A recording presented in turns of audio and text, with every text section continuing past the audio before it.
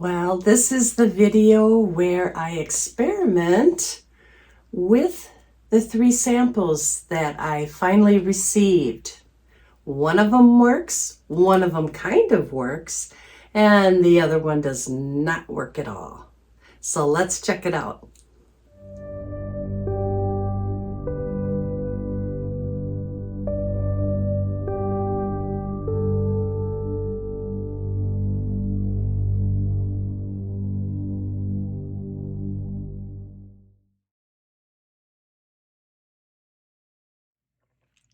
My samples have arrived and I am excited to experiment with them. But before we do that, I want to show you what I do with all my gel plate prints.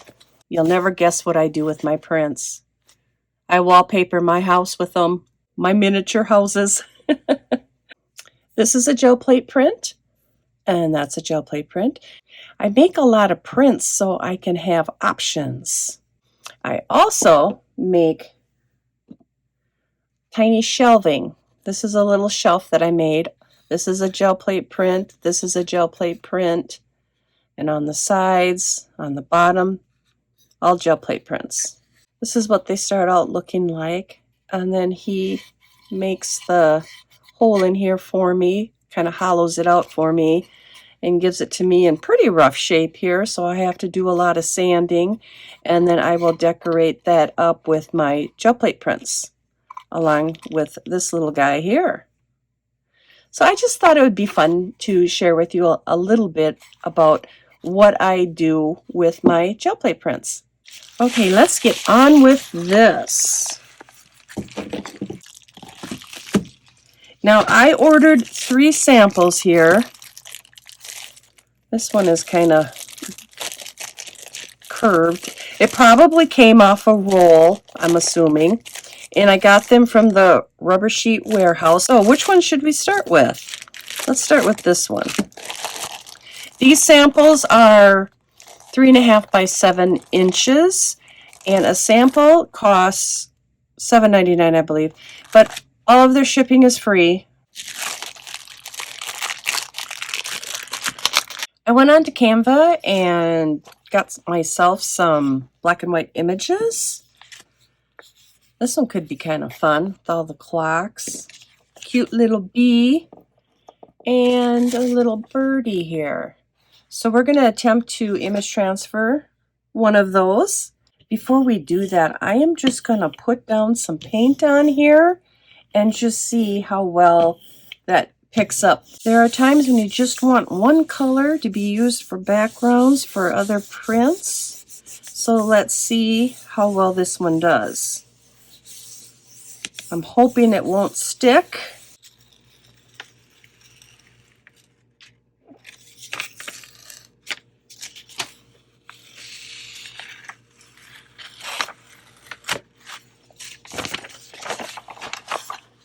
It ripped it a little bit.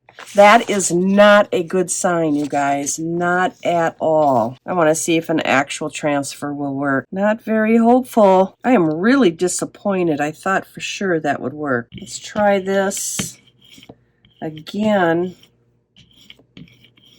as an image transfer. We'll try the clocks. It worked quite well. But how do we get it up without the paper sticking? That is an excellent question. Here's how the image transfer turned out. That's not a bad image transfer. Not bad at all. But we have to figure out how to get it off the plate. That's the next thing we have to tackle. I forgot to check to see if it was dry. Too excited, I guess. I'm going to try a piece of rice paper.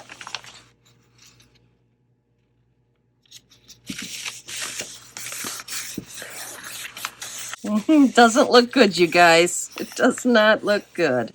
It's already sticking, I think. I'm going to continue with it and let this dry. All right, let's give this a try. Nope, not good. I am going to try an experiment. It's not coming up. Not at all. So I'm going to fill the back with baby oil and see if it'll release it.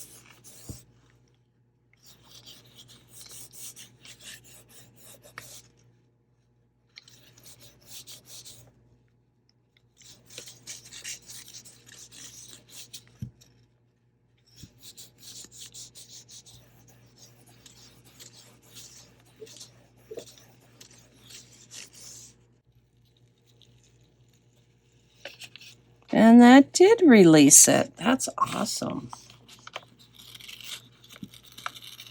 For the most part.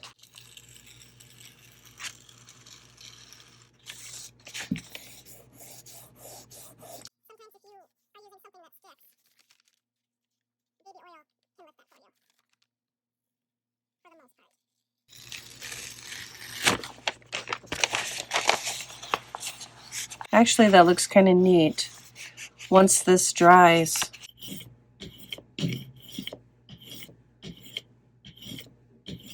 I think a lot of us use just regular copy paper. So that's what I'm going to use here. Oh, see, now that worked out. It did tear a little bit right here. I'm going to do that again. That's lifting it when it's wet.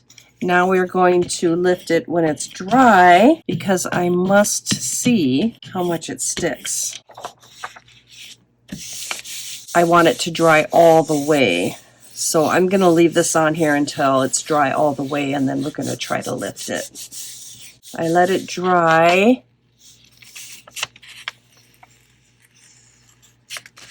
And it's coming off clean. For the most part. We almost made it. One thing that I did do before I did this experiment with the blue paint here is I put baby oil on here. And as I've been working on this surface, comparing it to the back side, or well, comparing it to this side versus this side, this feels stickier than this side. It's like I'm conditioning it to work as a gel plate. There is a huge difference between the feel on this side and the feel on this side. I think that's great. That gives me some hope on this sample here. So we are going to go ahead and try another transfer. I figure if a surface works for an image transfer, it'll pretty much work for any technique that you want to do. Let's try this cute little bee.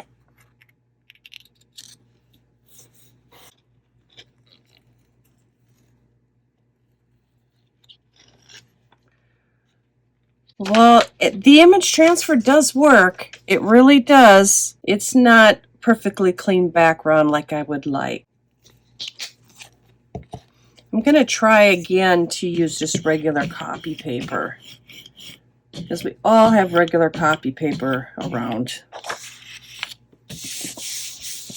We'll let that thoroughly dry and see what happens. While this is drying, I have something that I wanted to share with you. You see me working with baby oil on my prints here and on the piece of rubber I have here. But did you know that if you take regular copy paper and cover it in baby oil, it turns your copy paper into translucent paper, so you could layer and be able to see behind it like that?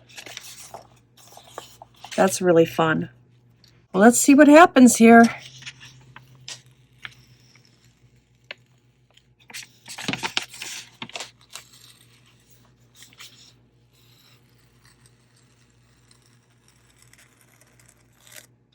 Oh, it's starting to rip.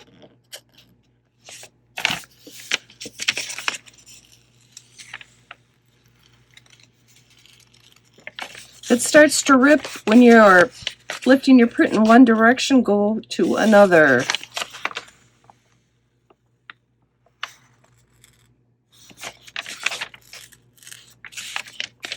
I seem to be having issues with this one corner right in here, and I don't know why that is. It's very interesting.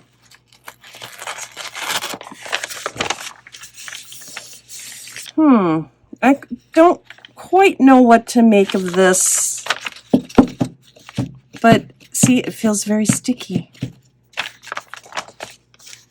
I just don't know. I just don't think it works well enough to bother with.